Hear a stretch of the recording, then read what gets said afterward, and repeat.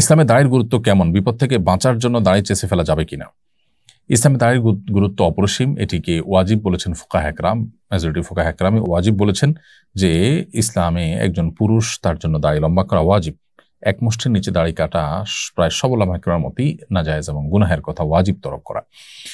কোনো মানুষ যদি কোনো বিশেষ বিপদে পড়েন, সে অবস্থায় তিনি দাড়ি ছোট করা বা চেঁচে ফেলতে পারেন কিনা? এর উত্তর হলো যে যদি কারোর অসুস্থতার কারণে দাড়ি চেঁচে ফেলতে হয়, না হলে তার মৃত্যুর মুখোমুখি হওয়ার আশঙ্কা থাকে কিংবা দুরারোগ্য ব্যাধিতে তার কষ্টে নিপতিত হওয়ার আশঙ্কা থাকে, তাহলে তিনি এটি করতে পারেন। যেমন এমন হলো যে অ্যাক্সিডেন্টের কারণে সেলাই করতে হবে, তাহলে ওই জায়গার দাড়িগুলো চাঁচতে হবে, বা বড় কোনো দুর্ঘটনা হলো বা এমন কোনো অসুস্থ হলো যে দাড়ি তার রাখা যাচ্ছে না, দায় রাখতে গেলে তার ট্রিটমেন্ট হবে না, দুরারোগ্য ব্যাধিতে তিনি অনেক কষ্ট পাবেন অথবা মৃত্যুর মুখে পতিত হবেন, এই পর্যায়ে চলে গেলে তখন তিনি দাড়ি চেঁচে ফেলতেন বা ছোট করে ফেলতে পারেন।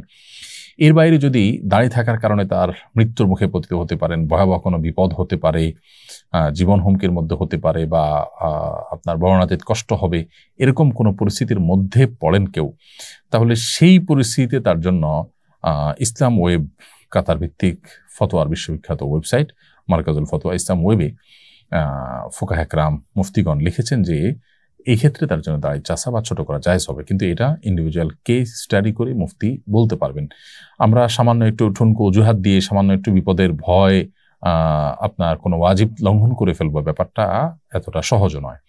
অতএব পরিস্থিতিটা কিরকম, এই পরিস্থিতিতে তার কি করা উচিত, কি করা উচিত না, কোনটা জায়েজ না, এই বিষয়টা সংশ্লিষ্ট বিষয়কে পুরোপুরি খোলাখুলি কোনো মুফতির কাছে উল্লেখ করে তারপরে সমাধান নিতে হবে। তো খোলাসা কথা হলো যে দুরারোগ্য ব্যাধি থেকে বাঁচার জন্য, মরণ ব্যাধি থেকে রক্ষা পাওয়ার জন্য বা ট্রিটমেন্টের অংশ হিসাবে যদি কারো দাড়ি চাচতে হয়, কিংবা এমন কোনো বিপদে পড়েন যে বিপদ থেকে দাড়ি চাচা ছাড়া তার বাঁচার উপায় নাই, জীবন রক্ষার প্রশ্ন আসছে বা এই জাতীয় কোনো জটিলতা তৈরি হয়েছে, তাহলে সেক্ষেত্রে এটি জায়েজ হতে পারে। কিন্তু পুরো বিষয়টা নির্ভর করে যে পরিস্থিতিটা ঠিক কেমন, কোন পর্যায়ে, তার উপরে।